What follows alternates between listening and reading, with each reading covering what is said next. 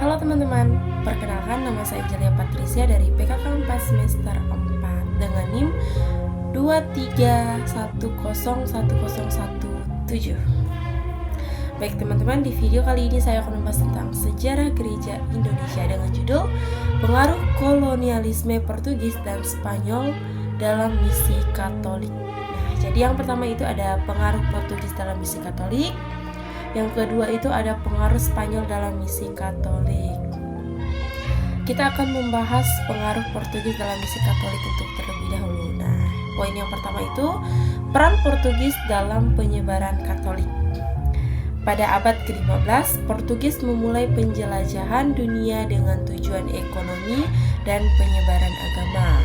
Pada tahun 1511, Portugis menaklukkan Melaka dan mulai memperkenalkan agama Katolik di Nusantara. Sedangkan misionaris dari Ordo Dominikan, Fransiskan, dan Yesuit ikut serta dalam penjelajahan untuk mengajarkan agama Katolik kepada penduduk lokal.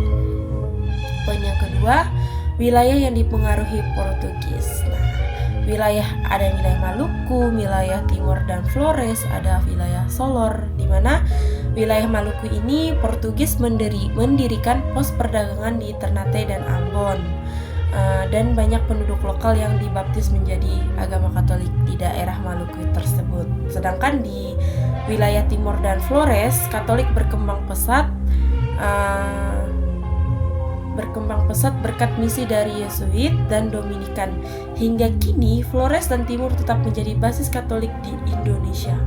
Sedangkan di wilayah Solor, daerah itu Portugis mendirikan benteng dan gereja di Pulau Solor sebagai pusat penyebaran Katolik.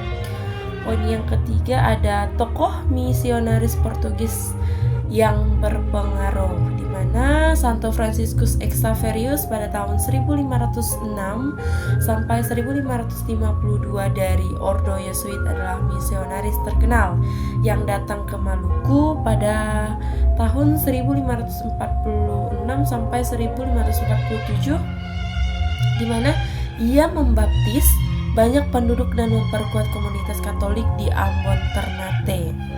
Sedangkan poin yang keempat itu ada dampak kolonialisme Portugis terhadap Katolik di Nusantara. Pendirian gereja pertama di Indonesia, penciptaan buku doa dan katekese dalam bahasa lokal.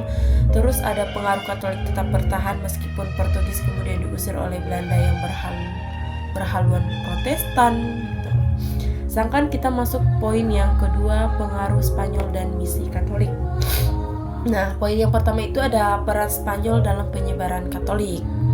Spanyol memiliki misi penyebaran Katolik melalui kolonisasi, terutama setelah perjanjian Tordesillas pada tahun 1494 yang membagi dunia antara Spanyol dan Portugis. Sedangkan poin yang kedua, dampak di wilayah Nusantara. Nah, pada abad ke-16, Spanyol sempat hadir di Maluku Utara, khususnya di Tidor, namun tidak terlalu berpengaruh karena persaingan dengan Portugis dan Belanda. Sedangkan keberhasilan misi Katolik Spanyol terlihat di Filipina, yang hingga kini menjadi negara Katolik dominan. Jadi, kesimpulan dari materi kita hari ini yaitu Portugis memainkan peran lebih besar dalam penyebaran Katolik di Nusantara dibandingkan Spanyol. Kehadiran Portugis membawa misionaris ke Maluku, Timor, dan Flores yang tetap menjadi pusat komunitas Katolik di Indonesia.